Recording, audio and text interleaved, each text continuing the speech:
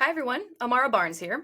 I'd like to start a conversation about why more women don't arm themselves. Now, after many conversations, I believe that most women don't arm themselves because they feel safe.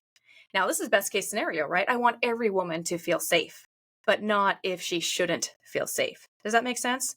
So, I just spoke to a lady the other day who lives on the outskirts of Seattle, doesn't own a gun, couldn't really wrap her head around why she would need to ever own a gun. She feels very safe in her life. And I want her to feel safe. But at the same time, I feel that that is a false sense of security. Because when her husband is out of town on business, she's counting on her neighbors to protect her if in the case of a home invader. Are you kidding me? She lives on the outskirts of Seattle. Seattle is a disaster. And so I'm not meaning to insult her in any way. I think that her stance on arming herself is super common amongst women where we feel really safe in our lives. We don't see the crimes. We haven't been a victim of a crime. We don't think it's going to happen to us. But here's the thing.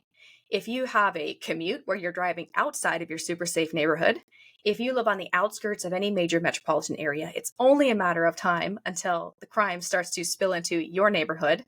And who's to stop someone from driving into your neighborhood and just picking your house, right?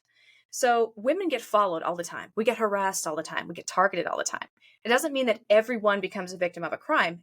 We don't want that, of course, and that's not really what happens. But statistically, it's likely that it could happen to you. And so why do we wait so long to feel threatened before we arm ourselves? And not just threatened, but most women, a lot of women, they won't arm themselves until the very, very end when they're like, oh shit, my life is in danger now. I don't have a gun yet. What do I do? We can't wait until that moment. And so I want your opinion. Why don't more women arm themselves? Am I wrong? And why is it that women feel so safe when we are constantly under attack?